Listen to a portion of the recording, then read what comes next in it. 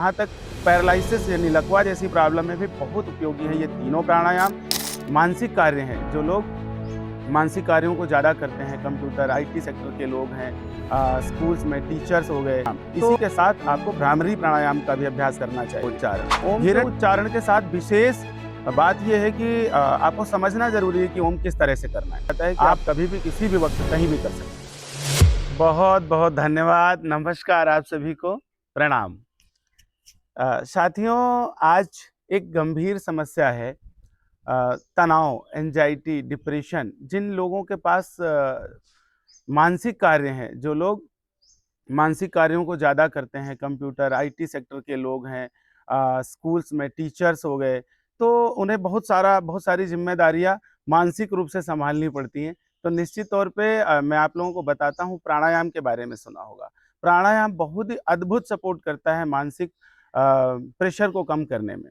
तो आप सबको मैं सबसे पहले बताना चाहूँगा कि 3 प्राणायाम, अनुलोम विलोम जिसे नाड़ी शोधन प्राणायाम के नाम से जाना जाता है, और भ्रामरी, और तीसरा ओम। इनके साथ बहुत बड़ी लिमिट कुछ ऐसी नहीं है, आप कभी भी कर सकते हैं। खाने खाने के बीच में, यानी कि पहले या बाद, आधे पौने घंटे का गैप रखें तो ज़्यादा अच्छा रहेगा।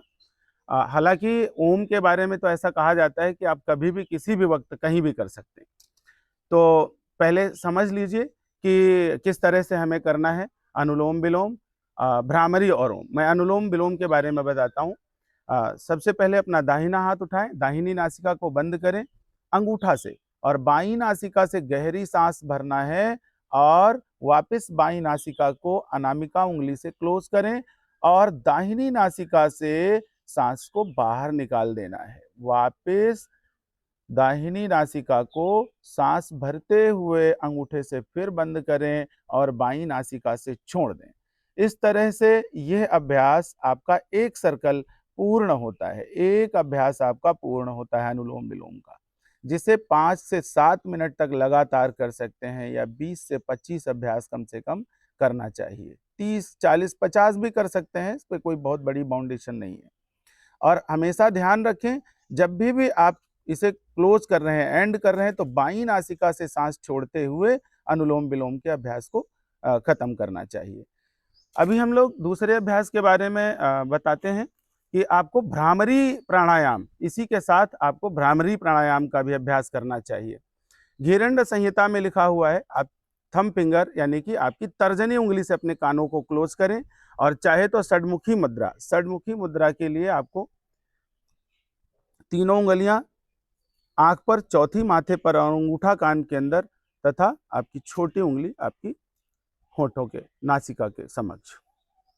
आंखों को बंद करें और गहरी सांस मुंह को बंद करते हुए नासिका से भरें।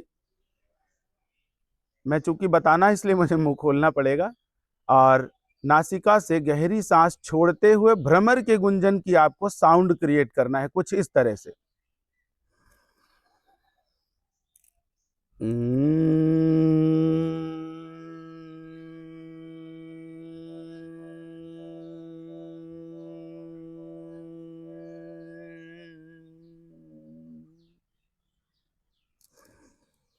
इस तरह से आप भ्रामरी का भी अभ्यास लगातार 5 से 7 मिनट तक, या 20 से 30 या 50 अभ्यास तक भी कर सकते हैं।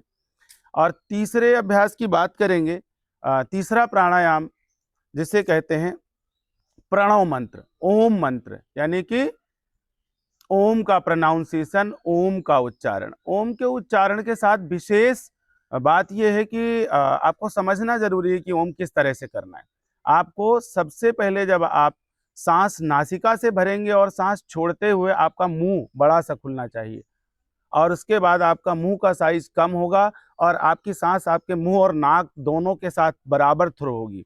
धीरे धीरे जब आपका माँ यानी लास्ट होगा ओम का, तो आपका मुंह लगभग पूरा बंद हो जाएगा और सांस नाक से थ्रो होगी। ये 1, 2 और 3 के रेशियो में अभ्यास करना चाहिए। कुछ इस तरह से मैं बताने का प्रयास करता हूं कि ओम यानी प्रणव मंत्र का उच्चारण किस तरह से करना है। गहरी सांस भरें,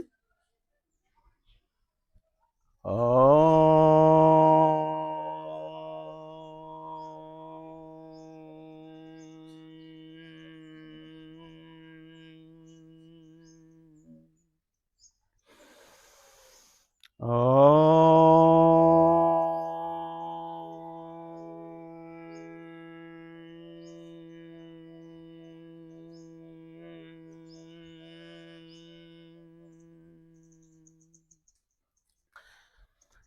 ये रहे आज के ये 3 अभ्यास, जिसमें हमने आपको बताया सबसे पहले अनुलोम विलोम यानी नाड़ी शोधन, और नंबर 2 भ्रामरी, और नंबर 3 ओम का प्रोनाउंसिएशन, ओम का उच्चारण। इन तीनों के लिए 15 से 20 मिनट, 25 मिनट, आधा घंटा तक भी दिया जा सकता है।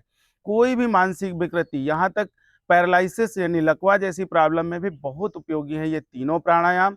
इनका तीनों का अभ्यास हर किसी को लगभग प्रतिदिन करना चाहिए। सुबह या शाम दोनों समय कर सकते हैं। ध्यान रखें, भोजन करने से या तो आधे घंटे पहले करें या आधे घंटे के बाद करें। ये गैप अगर 2 से 3 घंटे होगा तो और भी बेहतर रहेगा। एक और विशेष बात कि अगर आप लोगों को लगता है कि आप हमारे साथ लाइव क्लासेस चाहते हैं, लाइव क्लासेस या ऑनलाइन या ऑफलाइन किसी भी मोड में, तो आप हमारे नंबर्स पे, हमारी वेबसाइट पर, हमारे एड्रेस पर कहीं भी मुझसे संपर्क कर सकते हैं और हमारे साथ जुड़ सकते हैं। तो साथियों, मैं दिव्य दर्शन योग सेवा संस्थान से, मेरा नाम करण बहादुर योगाचार्य योगीराज करण देव है। आप लोगों को अगर हमारी वीडियो अच्छी लगती है, हमारी दी हुई जानकारी आपको अच्छी लगती है, तो हमारी वीडियो को लाइक करें, शेयर करें, हमारे चैनल को सब्सक्राइब करें। बहुत बहुत धन्यवाद आप सबको। प्रणाम आप सभी को।